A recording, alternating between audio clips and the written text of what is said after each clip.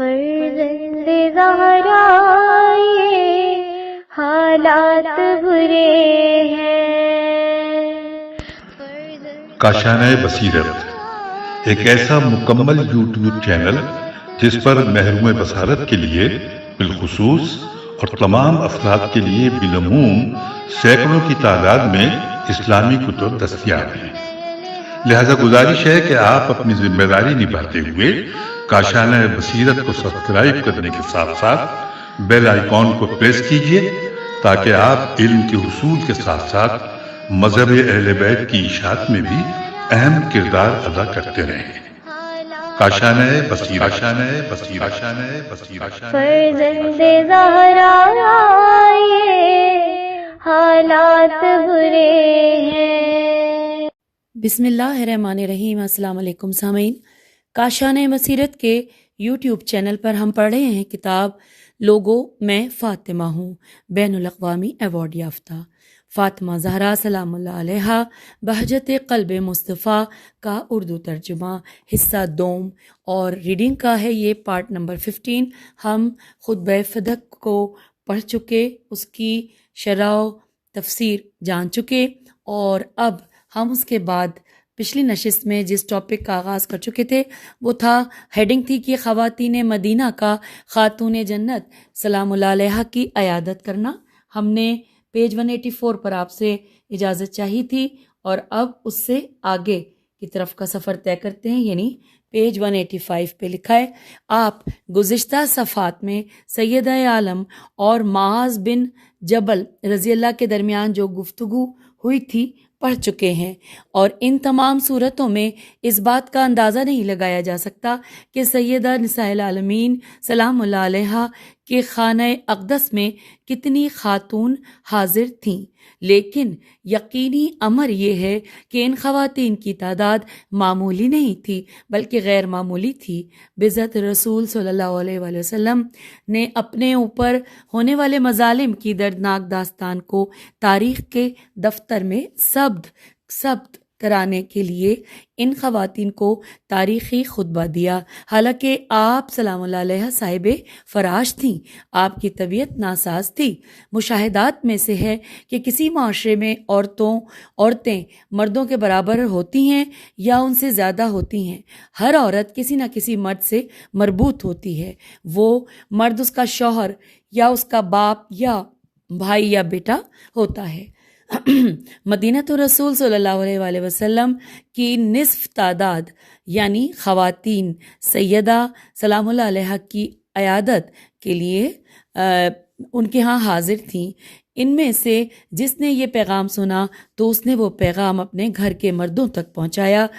آپ کا مقصد بھی یہی تھا کہ اس طریقے سے وہ اپنا پیغام گھر گھر تک پہنچا دیں، کیونکہ یہ ایک مؤثر طریقہ ہے۔ اس طریقے سے پیغام دور دور تک پہنچایا جا سکتا ہے۔ جب سیدہ عالم سلام اللہ علیہ کے حضور مہاجرین و انصار کی خواتین حاضر تھیں تو آپ سلام اللہ علیہ کیوں خاموش رہیں؟ آپ نے اپنے حقوق کے مانعین کی بات کیوں نہ کی؟ میم الف نون عین یہ نون کی بات کیوں نہ کی؟ یہاں پر سوالیہ نشان ہے۔ پھر لکھا ہے، ان خواتین نے آپ سے کہا، کیفا اصبحتی من علتکی یا بنت رسول اللہ، اے دختر رسول اللہ صلی اللہ علیہ وآلہ وسلم، اس رنج و مرض میں طبیعت کیسی ہے؟ رسم روزگار تو یہ ہے کہ جب عیادت کنندہ بیمار و مریض کے قریب آتا ہے تو وہ اس کی صحت و سلامتی کے بارے میں پوچھتا ہے۔ بیمار اسے اپنی صحت و بیماری کا حال دیتا ہے کہ اب اس کا کیا حال ہے، تندرستی ہو رہی ہے یا بیماری کا غلبہ ہے۔ لیکن یہاں کی کیفیت کچھ اور ہے۔ جب مدینے کی خواتین نے دختر نبی صلی اللہ علیہ وآلہ وسلم سے ان کی بیماری کے متعلق پوچھا تو اس پیکر علم و دانش دختر پیغمبر صلی اللہ علیہ وآلہ وسلم نے اپنے جسم و جان کی بیماری و سلامتی کے بارے میں کچھ نہ فرمایا، بلکہ آپ نے اپنی قلبی تکلیف اور اسلامی معاشرے کے درد و رنج پر گفتگو کی، کیونکہ ان امور پر گفتگو اولا اور اوجب تھی، کیونکہ یہی حالات ہی ان کے مرض کے اسباب ہیں۔ رحلت پیغمبر صلی اللہ علیہ وآلہ وسلم کے بعد خاندان وحی پر جو گزری تھی، انہی احوال کے پیش نظر ان کی تندرستی مرض میں تبدیل ہوئی۔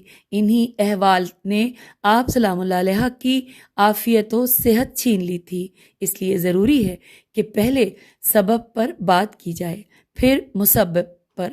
علت کا علم معلول کے علم سے افضل ہوتا ہے، پہلے علت پھر معلول۔ اس لیے سیدہ عالم سلام اللہ علیہ نے مدینے کی عورتوں کو وہ جواب دیا جو حالات کے تقاضے کے عین مطابق تھا۔ حالانکہ حورہ انسیہ بطول عذرا سلام اللہ علیہ صاحب فراش تھیں، پھر بھی آپ کا خطاب اپنے دامن میں فصاحت و بلاغت کا ایک ٹھاٹھے مارتا ہوا سمندر رکھتا ہے۔ یہ مقام حیرت و تعجب بھی نہیں ہے کیونکہ آپ سلام اللہ علیہ خاندان وحی کی شہزادی تھیں، مدینۃ العلم کی دختر تھیں اور باب العلم کی زوجہ تھیں، سید شباب اہل جنت کی والدہ گرامی تھیں۔ آپ نے فرمایا انورٹڈ کاما، خدا کی قسم میں تمہاری دنیا سے، تمہاری دنیا داری سے اور تمہارے ماحول و معاشرے سے بیزار ہو چکی ہوں، علاوہ ازیں تمہارے مردوں کے سلوک سے مایوس ہو چکی ہوں کہ میرے موقف میں انہوں نے میرا ساتھ نہیں دیا، انورٹڈ کاما کلوز۔ رسم دنیا بھی یہی ہے کہ جب کوئی مرد فوت ہوتا ہے تو اس کے رفقا اس کی اولاد کے پاس آتے ہیں، انہیں صبر کی تلقین کرتے ہیں، تسلی و تشفی دیتے ہیں، اپنے مرحوم دوست کی اولاد کا غم ہلکا کرتے ہیں، بعد میں یہ بھی کہتے ہیں کہ اگر تمہارا بابا اس دنیا سے چلا گیا ہے، آپ علیہ السلام پریشان نہ ہو، ہم موجود ہیں، ہر مشکل میں کام آئیں گے۔ رسول اللہ صلی اللہ علیہ وآلہ وسلم کی رحلت نے ان کے اہل بیت علیہ السلام کو حیران و سرگرداں کر دیا تھا، ان کا سکھ چین ختم ہو کر رہ گیا تھا۔ رسول اللہ صلی اللہ علیہ وآلہ وسلم کی دختر اور ان کے اہل بیت علیہ السلام کے ساتھ جو کچھ ہوا وہ تاریخ کی کتب میں موجود ہے۔ اس لیے سیدہ عالم سلام اللہ علیہ نے مدینے کی خواتین سے کہا تھا کہ میں تمہارے مردوں پر ناراض ہوں، انہوں نے میری نصرت نہیں کی۔ پھر یہاں پہ لکھا ہے لفظ تو ہم، یہاں پہ تھوڑا سا میں کتاب دور تھی اس لیے پڑھنے میں دیر لگی، ہم پڑھتے ہیں لفظ تو ہم بعدا ان اجمتہم۔ اب یہاں پہ لکھا ہے لفظ تو کا معنی ہے پھینکنا اور عجب تو کا معنی ہے غذا یا پھل کا منہ میں لینا۔ سید عالم سلام اللہ علیہ کا مقصود یہ ہے کہ میں نے ان لوگوں سے ہر قسم کا ناتا و تعلق توڑ لیا ہے، میں ان سے مایوس ہو چکی ہوں، ان پر جو امر فرض تھا انہوں نے اپنے فرض کو ادا نہیں کیا اور میں نے ان لوگوں کو آزما لیا ہے، یہ لوگ آزمائش میں پورے نہیں اترے، اس لیے میں ان سے آزردہ خاطر ہوں۔ خاتون قیامت نے مدینے کے رجال کو کند تلوار سے نسبت دی۔ آپ سلام اللہ علیہ کا اس بات کی طرف اشارہ ہے کہ ان لوگوں نے ان لوگوں کی معاونت نہیں کی، ان لوگوں نے انہیں مصائب و آلام میں تنہا چھوڑ دیا تھا اور کوئی معاونت نہ کی تھی۔ رحلت رسول صلی اللہ علیہ وآلہ وسلم کے بعد ان کے دوستوں کا فریضہ تھا کہ وہ ان کی اہل بیت علیہ السلام کا ساتھ دیتے۔ پھر لکھا ہے کہ واللعب بعد جدی، اس جملے سے بطول عذرا سلام اللہ علیہ کی مراد یہ ہے کہ ان لوگوں میں احساس مسئولیت باقی نہیں رہا۔ رسول اسلام صلی اللہ علیہ وآلہ وسلم کی حیات مبارکہ میں یہ لوگ نصرت اسلام کے لیے کمر بستہ تھے، لیکن ان کی رحلت جانسوز کے بعد اپنے وظیفے کو چھوڑ دیتے ہیں۔ پھر لکھا ہے وقر اس صفا واو قاف رے عین، وقر اس صفا کہ اس جملے کا عطف گزشتہ جملے پر ہے، یعنی ان لوگوں نے اس راستے کو اختیار کیا جو روحانیت کا غیر ہے۔ وسد القناتی، ایک اور نسخے میں لکھا ہے کہ خودل قناتی آیا ہے، جب نیزے میں شگاف پڑ جاتا ہے تو وہ استعمال کے قابل نہیں رہتا۔ نیزے سے درندہ یا دشمن کے مقابلے میں اس وقت کام لیا جاتا ہے جب وہ صحیح سالم ہوتا ہے۔ اور پھر لکھا ہے کہ وَخَطَ لِلْآرَائی، ایک اور نسخے میں ہے کہ افون الرائے، ایک دوسرے نسخے میں ہے کہ خطل القولی۔ ان تمام جملوں سے مقصود فکری فساد ہے کہ لوگوں نے رسول اللہ صلی اللہ علیہ وآلہ وسلم کے اہل بیت علیہم السلام کا ساتھ نہیں دیا اور مصائب و آلام میں انہیں اکیلا چھوڑ دیا۔ پھر لکھا ہے وَزَلَلِ الْأَهْوَاءِ، اس جملے سے جناب سیدہ سلام اللہ علیہا کی مراد وہ اسباب ہیں جن کی وجہ سے اہل اسلام کے مقدرات متاثر ہوئے، ایسے اثرات جو وقتی نہیں بلکہ طول تاریخ تک باقی رہنے والے ہیں۔ جب انسان خواہشات نفس کا ہو کر رہ جاتا ہے تو اس وقت وہ اپنے اسلامی فریضے سے دور ہو جاتا ہے، جس طرح کہ ارشاد خداوندی ہے سورہ مائدہ کی آیت نمبر 80 اور اس سے قبل یہ آیت ہے۔ اچھا، یہاں پر یہ دی ہوئی ترجمہ لکھا ہے کہ انہوں نے جو کچھ اپنے لیے آگے بھیجا ہے وہ نہایت برا ہے، جس سے اللہ ان پر ناراض ہوا اور وہ ہمیشہ ہمیشہ عذاب میں رہیں گے۔ تو یہ پہلے آیت ہے اور اس کے بعد پھر آیت نمبر 78 اور 80 کا آگے دیا ہوا ہے ترجمہ۔ پڑھتے ہیں کہ بنی اسرائیل میں سے جن لوگوں نے کفر اختیار کیا، داؤد علیہ السلام اور عیسیٰ علیہ السلام ابن مریم علیہ السلام کی زبان سے ان پر لعنت کی گئی، کیونکہ وہ سرکش ہو گئے تھے اور حد سے تجاوز کرتے تھے۔ جن برے کاموں کے وہ مرتکب ہوتے تھے ان سے باز نہیں آتے تھے، ان کا یہ عمل کتنا برا ہے۔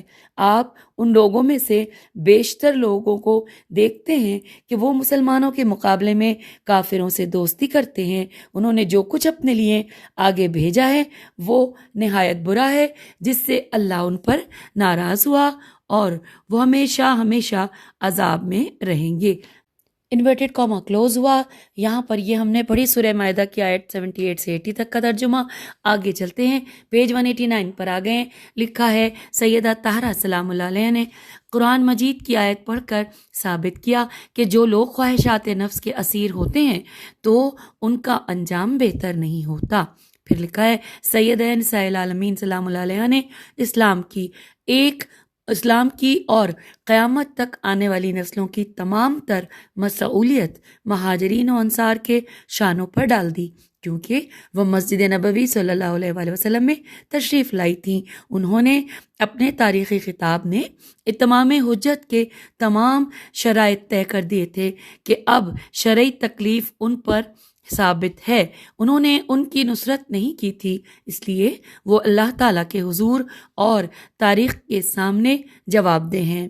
پھر لکھا ہے وَحَمَّلْتُهُمْ عُقْدَہَا، آپ سلام اللہ علیہ نے فرمایا کہ میں نے مسئولیت کا بوجھ ان لوگوں کے کندھوں پر ڈال دیا ہے، اب یہ لوگ ذمہ دار ہیں اور انہی سے ہی پوچھا جائے گا۔ پھر لکھا ہے وَشَنَنْتُ عَلَيْهِمْ آرَہا، اس جملے کا مفہوم ہے کہ میں نے پانی خاک پر چھڑکا، یعنی متفرق صورت میں زمین پر پانی ڈالا ہے۔ Inverted comma close. ایک اور نسخے میں سننتو کا کلمہ ہے اور میں نے زمین پر پیوستہ صورت میں پانی ڈالا۔ ان دونوں جملوں کا مفہوم ایک ہے اور وہ یہ ہے کہ دین اسلام میں جو کمزوریاں پیدا ہوں گی اور اہل اسلام جس فتنہ و فساد سے دوچار ہوں گے، ان تمام امور کی ذمہ داری انہی لوگوں پر عائد ہوتی ہے۔ پھر لکھا ہے فجدًا وعقرًا وسحقًا للقوم الظالمین۔ ایک اور نسخے میں فجدًا وزغمًا کے کلمات ہیں۔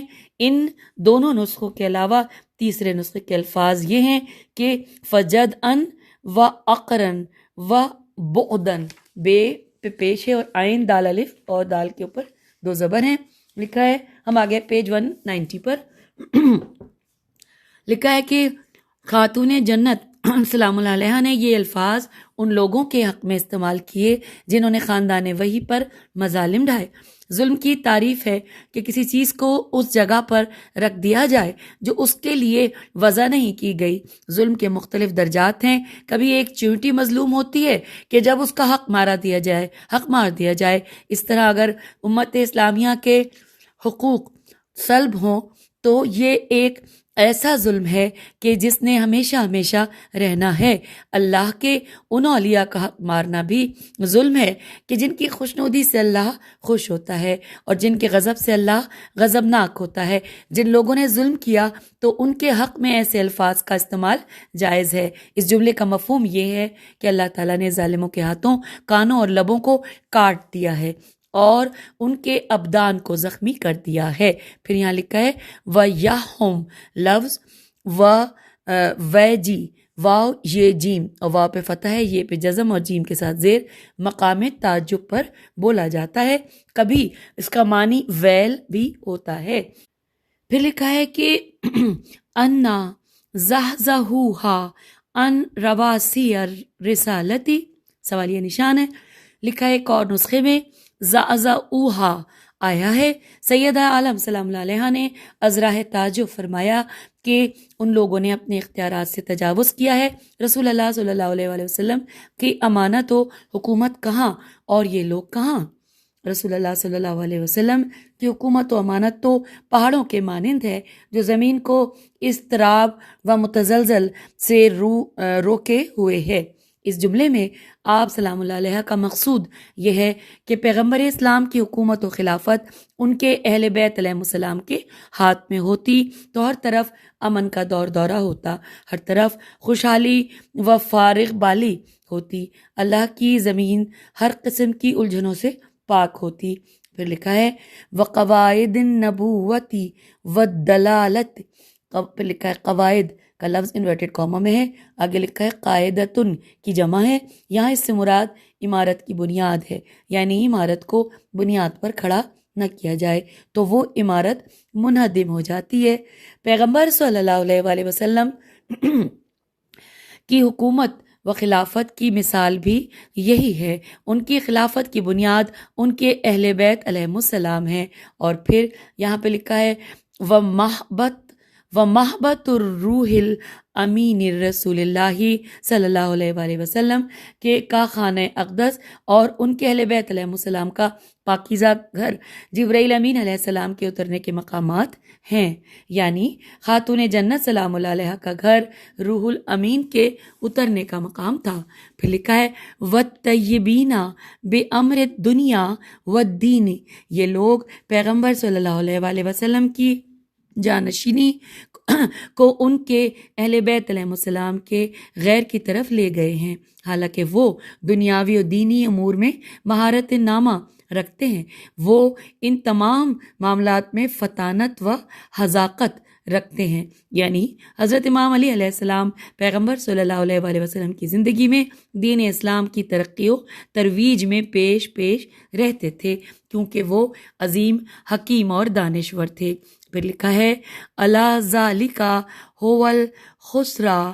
होवल खुसरानुल मुबीन।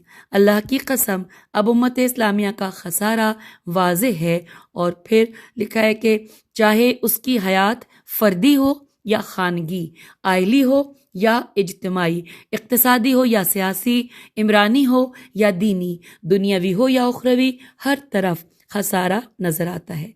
इन खसारों और नुकसानात का सबब ये है कि निज़ाम हुकूमत जिन लोगों को दिया गया है वो रसूल अल्लाह सल्लल्लाहु अलैहि वसल्लम के अहले बैत अलैहिस्सलाम नहीं है, क्योंकि इस्लाम एक हकीकत है और वो लोग इस हकीकत से दूर हैं। इन लोगों के नज़दीक खून का गिराना पानी से ज़्यादा सहल व आसान है। जी हाँ, जब तारीख़ इस्लामी का मुताला किया जाता है तो रोंगटे खड़े हो जाते हैं, जिस्म में लर्जा तारी हो जाता है, दिल की दुनिया सरगर्दां होकर रह जाती है। उमवी और अब्बासी हुक्मरानों ने जो मजालिम ढाए उनकी मिसाल नहीं मिलती।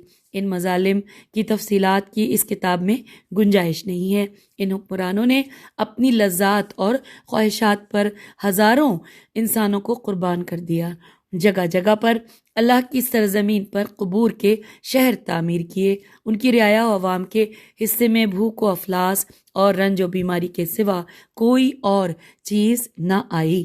جی ہاں، لکھا ہے خسران مبین کا معنی یہی ہے۔ اس خسارے کی کھینچی ہوئی رسی ہر دور میں رہی ہے اور رہے گی۔ اگر رحلت رسول صلی اللہ علیہ وآلہ وسلم کے بعد حکومت و خلافت امیر المومنین امام علی علیہ السلام کے ہاتھ میں رہ جاتی تو امت کو یہ دن دیکھنے نہ پڑتے۔ وَمَا الَّذِي نَقِمُ مِنْ أَبِي الْحَسَنِ، ان لوگوں کو امیر المومنین امام علی علیہ السلام میں کون سا نقص نظر آیا اور کون سی غلطی نظر آئی کہ جس کی وجہ سے ان سے حکومت لے کر دوسروں کے حوالے کر دی؟ جہاں پر سوالیہ نشان لکھا ہے، ہم آگے پیج 192 پہ۔ کیا ان کے علم و دانش میں نقص تھا، یا اللہ تعالیٰ کے احکام کے بیان کرنے میں کوئی نقص تھا، یا ان کے اخلاق اچھے نہ تھے، یا ان کے حسب نسب میں کوئی عار تھا، یا وہ دین و ایمان میں کسی سے کم تھے، یا ان کی شرافت و بزرگواری میں کوئی عیب تھا، یا وہ اپنے نفس کے معاملے میں پیکر سخاوت نہ تھے، یا وہ اپنے مال و اموال میں بخیل تھے؟ دین و دنیا کے امور میں ان میں کون سی کمی تھی؟ سامعین، یہاں پر یہ تمام سوالات جو ہم نے پڑھے، اگلے پیراگراف میں لکھا ہے کہ جی ہاں، آپ کی ذات والا صفات میں کوئی نقص نہ تھا، بلکہ امام علی علیہ السلام امت محمدیہ میں سب سے زیادہ علم رکھنے والے تھے۔ وہ رسول اللہ صلی اللہ علیہ وآلہ وسلم کے علم کے باب تھے اور قضاوت کے احکام میں کامل عبور رکھتے تھے جو کسی دوسرے کو حاصل نہ تھا۔ خلق و اخلاق میں وہ رسول اللہ صلی اللہ علیہ وآلہ وسلم کی شبیہ تھے۔ وہ مومن قریش سید البطحہ حضرت ابو طالب علیہ السلام کے فرزند ارجمند تھے۔ وہ اس امت کے عابد تھے۔ آپ علیہ السلام شجاعت و شہامت میں اپنا ثانی نہیں رکھتے تھے، ان کا قلب مضبوط تر تھا۔ کفر و شرک سے جہاد و جہد کرنے میں تمام امت پر بھاری تھے۔ پھر لکھا ہے کہ وہ شرافت و عظمت میں بلند و برتر تھے، جود و سخاوت میں اپنی مثال آپ تھے۔ پھر وہ کون سا سبب تھا کہ جس کی بنا پر آپ علیہ السلام کو خلافت و حکومت سے دور رکھا گیا؟ کیوں رکھا گیا؟ پھر لکھا ہے سید عالم سلام اللہ علیہ اسی سوال کا جواب دیتی ہیں کہ نقیم منہ واللہ نکیر سیف ہی، دوبارہ پڑھتے ہیں، نقیم منہ واللہ نکیر سیف ہی۔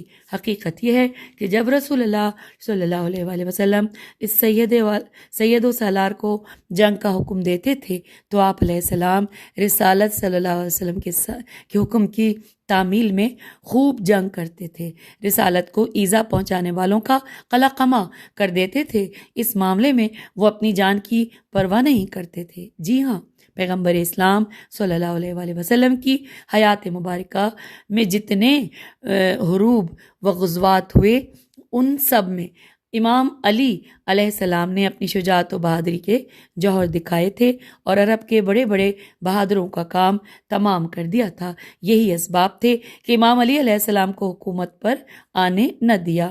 اور پھر لکھا ہے کہ وقلتی مبالاتی ہی بے حد فی، ترجمہ تو نہیں ہے لیکن اس کے آگے لکھا ہے کہ لوگ امام علی علیہ السلام پر ناخوش اس لیے تھے کہ امام علیہ السلام انسانیت کی نجات کی خاطر اپنی جان کی پرواہ نہ کرتے تھے۔ حقیقت بھی یہی ہے کہ جب ایک مجاہد میدان جنگ میں وارد ہوتا ہے تو وہ اس وقت اپنی موت سے لاوبال ہوتا ہے، جس طرح وہ دشمن کو ہلاکت سے دوچار کرتا ہے، اس کے ذہن میں ہوتا ہے کہ شاید وہ بھی اپنے دشمن کے ہاتھوں قتل ہو کر مقام شہادت پر پہنچ جائے۔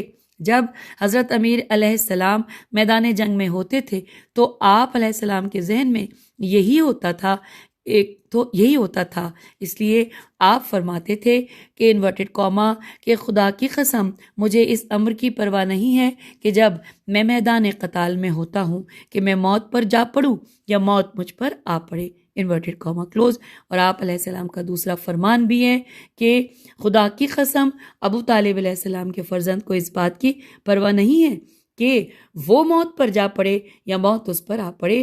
یہاں پر حوالہ ہے نہج البلاغہ خطبہ نمبر 55۔ پھر لکھا ہے وشدتی وطاعتہ ونکالی وقعتہ، اور یہاں پر اس کے آگے جو پیراگراف ہے اس میں لکھا ہے یہ ضرب المثل ہے، اس آدمی کے بارے میں کہا جاتا ہے کہ جو جنگ کے میدان میں سخت گیر ہو۔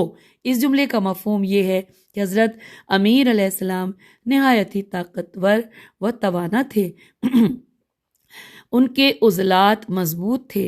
آپ علیہ السلام فنون حرب و ضرب میں مہارت تامہ رکھتے تھے۔ جب آپ علیہ السلام میدان جنگ میں اترتے تھے تو مد مقابل کو اپنی شمشیر کی ضربات کے صدمات سے دوچار کر دیتے تھے۔ آپ علیہ السلام کا مقتول دوسروں کے لیے نشان عبرت بن جاتا تھا، کیونکہ آپ علیہ السلام کی ضربات دشمن کے لیے عذاب بن جاتی تھیں۔ آپ کے وجود سے دشمن کے لشکر میں خوف و ہراس پھیل جاتا تھا۔ اور اس کے بعد لکھا ہے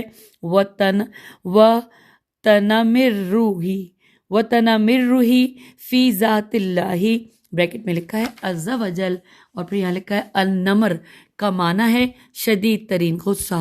اور اس جملے کا مفہوم یہ ہے کہ جب امیر عدالت برسر پیکار ہوتے تھے تو آپ علیہ السلام اپنی جان کی پرواہ نہیں کرتے تھے۔ آپ یہ نہیں دیکھتے تھے کہ دشمن زیادہ ہیں یا کم، وہ بلا خوف و خطر دشمن کی صفوں میں گھس جاتے تھے۔ آپ علیہ السلام کے ہدف کے درمیان کوئی چیز حائل نہ ہو سکتی تھی، آپ کے راستے میں کوئی رکاوٹ کھڑی نہ ہو سکتی تھی۔ جی ہاں، جب ایک شجاع و بہادر مرد بے خوف و خطر جنگ کرتا ہے، پھر بھرپور شجاعت اور غضب کے ساتھ حملہ آور ہوتا ہے، تو ایسے بہادر کی شان میں تنمرہ، رے پہ تشدید ہے، تنمرہ کا لفظ استعمال ہوتا ہے، یعنی وہ چیتے کی مانند غضبناک ہو کر حملہ آور ہوتا ہے۔ سید عرب و عجم کے کلام کا خلاصہ یہ ہے کہ حضرت امام علی علیہ السلام سے اعراض شخصی آراز کی بنا پر کیا گیا تھا۔ یہ اعراض میں الف کے ساتھ زیر ہے، الف کے ساتھ زیر اور پھر عین رے الف زواد اور پھر زیر، اور دوسرا لفظ ہے شخصی اغراض ہے، یہ الف پہ بھی فتح ہے اور الف غین رے الف زواد، اغراض کی بنا پر کیا گیا تھا۔ امیر المومنین امام علی علیہ السلام نے میدان بدر و احد، حنین و خندق وغیرہ میں کفر و شرک کے رجال و اقطاب کو تحقیق کیا تھا۔ اقطاب الف قاف تو الف بے، تحقیق کیا تھا، جیسے عتبہ، شیبہ، ولید، عمرو بن عبدود اور عقبہ بن ولید وغیرہ۔ عرب قبائل کے اکثر سردار حضرت امام علی علیہ السلام کی شمشیر آبدار سے دار البوار پہنچے تھے۔ دار البوار، دال الف رے الف لام بے واو الف رے، دار البوار پہنچے تھے۔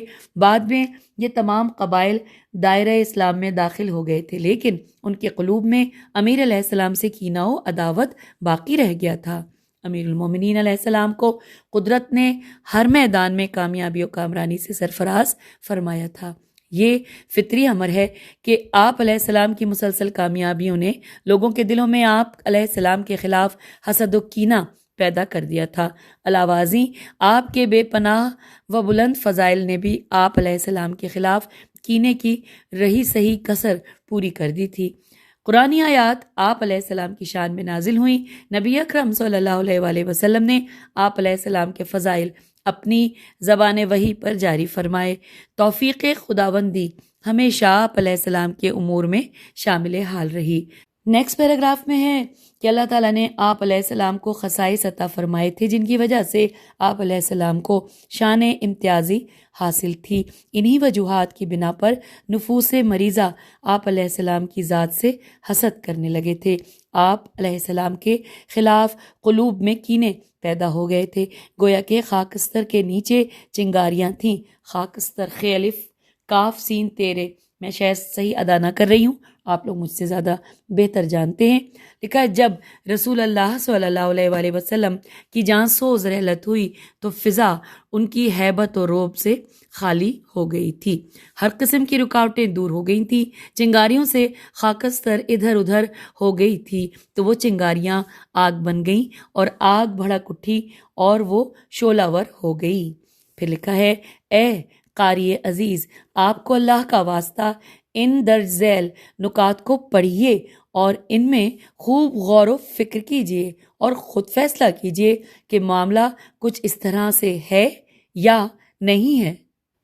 یہاں پر 4 نکات دیے ہوئے ہیں۔ پہلا نکتہ ہے کہ آپ گزشتہ صفحات میں پڑھ چکے ہیں کہ رسول اکرم صلی اللہ علیہ وآلہ وسلم کی بارگاہ میں ان کے کچھ مصاحب میم صاد الف ہیبے ان کی دختر حضرت فاطمہ زہرا سلام اللہ علیہ کی خواستگاری کے لیے آئے تھے۔ پیغمبر صلی اللہ علیہ وآلہ وسلم نے انہیں مثبت جواب نہیں دیا تھا، جس وجہ سے حضرت امام علی علیہ السلام ان کی دختر کی خواستگاری کے لیے آئے تھے۔ تو پیغمبر گرامی صلی اللہ علیہ وآلہ وسلم نے ان کا پرتپاک استقبال کیا تھا اور انہیں مثبت جواب دیا تھا۔ اس واقعے کا نتیجہ آپ نکال سکتے ہیں۔ اور اب دوسرا نقطہ لکھا ہے، سرور کائنات صلی اللہ علیہ وآلہ وسلم نے اپنے ایک صحابی کو سورہ براءت کی تبلیغ و تعلیم کے لیے مکہ مکرمہ کی طرف روانہ فرمایا تھا۔ سورہ براءت ان دنوں تازہ نازل ہوئی تھی۔ جب وہ حضرت مدینے سے مکے کی طرف روانہ ہوئے تو اس وقت حضرت جبرائیل علیہ السلام نازل ہوئے اور اللہ تعالیٰ کا پیغام پہنچایا کہ اِنَّ رَبَّکَ یَأْمُرُکَ ان تبلغ هذه سورۃ بنفسک او یبلغها رجل منک، کہ اللہ تعالیٰ آپ صلی اللہ علیہ وآلہ وسلم کو حکم دے رہا ہے کہ اس سورہ کی تبلیغ خود آپ فرمائیں یا اس کی تبلیغ کے لیے وہ مرد جائے جو آپ میں سے ہو۔ یہاں پر انورٹڈ کاما کلوز ہو گیا اور اس کا حوالہ یہاں دیا گیا ہے، مسند احمد جلد نمبر 1 صفحہ نمبر 231 اور سنن ترمذی جلد نمبر 5 صفحہ نمبر 275 اور تفسیر عیاشی جلد نمبر 4 صفحہ نمبر 73۔ لکھا ہے، اس حکم الہی کے مطابق رسول اسلام صلی اللہ علیہ وآلہ وسلم نے امیر المومنین امام علی علیہ السلام کو حکم دیا کہ وہ سورت کے ساتھ مکہ مکرمہ کی طرف حرکت کریں اور راستے میں جہاں ان سے ملاقات ہو ان سے سورہ براءت کی آیات لے لیں اور مکہ مکرمہ کی طرف روانہ ہو جائیں اور اہل مکہ کو سورہ براءت کی تبلیغ کریں۔ آپ صلی اللہ علیہ وآلہ وسلم نے اپنے اس صحابی کو جسے سورہ براءت کے مشن کے لیے بھیجا تھا واپسی کا حکم دیا کہ وہ راستے میں جہاں بھی کہی ہے وہ مدینہ واپس چلے جائیں۔ حوالہ یہاں پر دیا گیا ہے کہ تمام مفسرین و محدثین کا اس واقعیت پر اتفاق ہے۔ جب سورہ مبارکہ براءت نازل ہوئی تو رسول اللہ صلی اللہ علیہ وآلہ وسلم نے اس کی تبلیغ کے لیے حضرت ابو بکر کو مکے کی طرف بھیجا۔ جب حضرت ابو بکر اس مشن کی تکمیل کے لیے مدینے سے روانہ ہوئے تو کچھ دیر بعد رسول اللہ صلی اللہ علیہ وآلہ وسلم نے حضرت امام علی علیہ السلام کو اپنے پاس بلایا اور فرمایا کہ وہ فوراً حضرت ابو بکر کی طرف روانہ ہوں تو وہ جہاں کہیں ملے انہیں واپس مدینے کی طرف بھیج دیں اور خود مکے جا کر سورہ براءت کے مشن کی تکمیل کریں۔ حضرت امام علی علیہ السلام روانہ ہوئے اور راستے میں حضرت ابو بکر رضی اللہ سے آیات حاصل کی اور انہیں مدینے کی طرف واپس بھیجا اور خود مکے کی طرف روانہ ہو گئے۔ جب حضرت ابو بکر رضی اللہ واپس رسول اللہ صلی اللہ علیہ وآلہ وسلم کی بارگاہ میں آئے تو انہوں نے پوچھا، یا رسول اللہ کیا میرے بارے میں کوئی آیت نازل ہوئی ہے؟ رسول اللہ نے فرمایا، آپ کے بارے میں کوئی آیت نازل نہیں ہوئی، ہاں البتہ یہ فرمان نازل ہوا ہے انورٹڈ کاما کہ میں خود اس پیغام کو پہنچاؤں یا وہ آدمی پہنچائے جو مجھ سے ہو، انورٹڈ کاما کلوز۔ اور پھر ساتھ ہی یہاں پہ دیا ہوا ہے کہ حوالہ جات کہ مسند احمد جلد نمبر 3 صفحہ نمبر 213، تفسیر طبری جلد نمبر 10 صفحہ نمبر 26، پھر ہے تبیان جلد نمبر 5 صفحہ نمبر 169 اور تفسیر برہان جلد کا نمبر نہیں لکھا، صفحہ 100 ہے۔ اور پھر لکھا ہے بعض محدثین نے بیان کیا ہے کہ ابھی حضرت ابو بکر رضی اللہ مدینے سے روانہ نہیں ہوئے تھے کہ ان سے پیغمبر خدا صلی اللہ علیہ وآلہ وسلم نے یہ آیات یہ کہہ کر واپس لے لی کہ میں خود جاؤں یا پھر وہ جائے جو مجھ سے ہے، انورٹڈ کاما کلوز۔ حوالہ مسند احمد جلد 1 صفحہ 231، سنن ترمذی جلد 5 صفحہ 275 اور تفسیر عیاشی جلد نمبر 2 صفحہ نمبر 74۔ یہ تمام تفصیلات یہاں حاشیے میں موجود تھیں۔ لکھا ہے قارئین کرام اس واقعے سے آپ بخوبی نتیجہ نکال سکتے ہیں تیسرا نقطہ ہے کہ اس طرح حضرت امام علی علیہ السلام کے خصائص و امتیازات کے سینکڑوں واقعات ملیں گے. آپ ان کی زندگانی کو پڑھیں، آپ دیکھیں گے کہ امام علیہ السلام ہر میدان میں ایک شان امتیازی رکھے ہوئے ہیں. اس زمانے میں حضرت جبرائیل علیہ السلام نازل ہوتے، کبھی ان کے پاس وہ آیات ہوتی جن میں امام علیہ السلام کی بطولت و مردانگی کا بیان ہوتا، بے توئے واو لامتے اور مردانگی کا بیان ہوتا، اور کبھی صدقات کی قبولیت کی بات ہوتی اور آپ کی مدح میں آیات کا نزول ہوتا تھا. یہ تمام آیات جو رسول اللہ صلی اللہ علیہ وآلہ وسلم کے قلب مبارک پر نازل ہوتی تھیں، تمام مسلمان ان آیات کی صبح و شام دن اور رات تلاوت کرتے تھے. اور چوتھا نقطہ ہے کہ آپ کے عجائبات میں سے یہ بھی ہے کہ آپ علیہ السلام رسول اللہ صلی اللہ علیہ وآلہ وسلم کے حکم سے میدان جنگ میں دشمن کی صفوں میں گھس جاتے تھے اور پیغمبر اسلام صلی اللہ علیہ وآلہ وسلم کی حفاظت کے لیے اپنی جان کی پرواہ نہیں کرتے تھے. رسول اللہ کی ذات ہی مجسمہ اسلام تھی، ان کا وجود اسلام کی پائیداری کا سبب تھا. یہ کون سے راز کی بات ہے کہ امام علی علیہ السلام ابن ابی طالب علیہ السلام جو محافظ اسلام اور رسول اسلام صلی اللہ علیہ وآلہ وسلم تھے، کچھ لوگ انہیں پسند نہیں کرتے تھے، لیکن رسول اللہ صلی اللہ علیہ وآلہ وسلم جو امیر جیش تھے، لوگ انہیں پسند کرتے تھے. حق تو یہ ہے کہ جہاں رسول اللہ صلی اللہ علیہ وآلہ وسلم سے محبت ہے، وہاں ان کے محافظ سے بھی محبت ہونی چاہیے. یہ دو رخی عجیب بات ہے. اچھا، یہاں پر ہم رک کر آپ سے اجازت چاہیں گے. پیج 197 کے ہم پہلے پیراگراف کو پڑھ لیا ہم نے، اور اس کے بعد جو ہے تفصیل وہ ہم انشاءاللہ اگلی نشست میں پڑھتے ہیں. اجازت دیجیے. خدا حافظ. فی امان اللہ.